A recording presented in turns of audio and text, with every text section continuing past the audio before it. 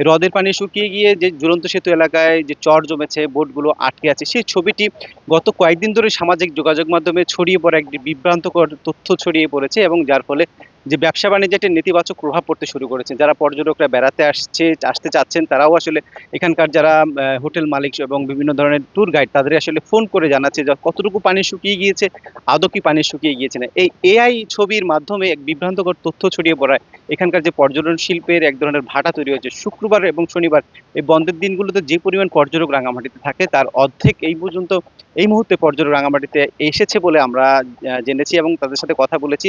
তারা আমাদের জানিয়েছে ছবিটি আসলেই বিভ্রান্তকর, যার ফলে ব্যবসা বাণিজ্যে একটা নেতিবাচক প্রভাব পড়ছে।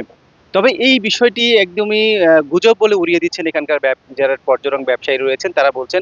একই সাথে পর্যটক যে ব্যবস্থাপক রয়েছেন অলক বিকাশ চাকমা তিনি বলছেন যে শুষ্ক মৌসুমে প্রতি বছরই যে পরিমাণ পানি শুকিয়ে যায় সেই পরিমাণে পানি আছে এবং হ্রদে এখন পর্যন্ত ব্রিজের নিচে যে ব্রিজ আছে সেই ব্রিজটি এখন পর্যন্ত ব্রিজের নিচে এখন পর্যন্ত পানি আছে, যে বোট চলাচল করছে।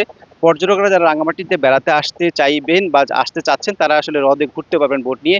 যে ছবিগুলো ছড়িয়ে পড়েছে ছবিগুলোর বিষয়ে সতর্কতা হওয়ার এবং এই ছবিগুলো যাচাই বাছাই করে করার জন্য তারা অনুরোধ করেছে। আসার আগে যাতে তারা মানে কর্তৃপক্ষের সাথে কথা বলেন, এই ছবিতে বিশ্বাস না করেন। একই সাথে এই ছবিগুলোর বিষয়ে আসলে সামাজিক যোগাযোগ ছড়িয়ে পড়া যে কারা ছড়িয়েছে তাদের বিষয়ে আইন শৃঙ্খলা বাহিনীর তৎপরতা বাড়ানোর জোর দাবি জানিয়েছেন এখানকার পর্যটন সংশ্লিষ্ট ব্যবসায়ীরা।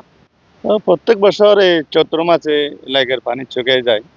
তবে এখনো আমাদের এখানে ঝুলন্ত ব্রিজে এখনো বোট চলাচল করতে পারে, এতে কোনো টুরিস্টরা কোনো অসুবিধা হচ্ছে না।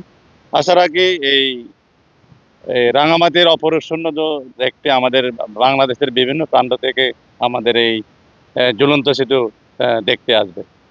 সামাজিক যোগাযোগের মাধ্যমে যে একটা ছবি ঝুলন্ত ব্রিজের নিচে যে পানি নেয় সেটা আসলে সত্য নয়। তো এটা যারা আপনার ছবিটা এডিট করে দিয়েছেন এটা ভালো না। এটা পর্যটকরা ওই যে বিভ্রান্তি সৃষ্টি হচ্ছে, আমাদের কাছে যোগাযোগ করতেছে ঝুলন্ত ব্রিজে ওই যে পানি আপনার শুকিয়ে গেছে, তো ঝুলন্ত ব্রিজের নিচে পানি আছে। তো আমরা আশা করতেছি আপনারা এই ছবিটা নিয়ে কেউ বিভ্রান্তি সৃষ্টি ওই যে হবেন না। এই পর্যটকরা রাঙামাটিতে ভ্রমণে আসবেন, কাপ্তে লেগে আপনার ওই জন্য ভ্রমণ করবেন।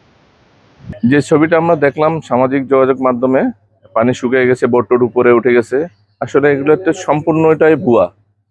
এটা মানুষকে বিভ্রান্তিকর করার জন্য। তো এখন চিন্তা করেন যে আমার 40-42 বছর বয়সে আমি কখনো দেখি নাই এই দৃশ্য। তো সবাই বিভ্রান্ত হয়েছে। তবে এটা যারাই করছে তাদের বিরুদ্ধে মামলা বা অ্যাকশন নেওয়া দরকার।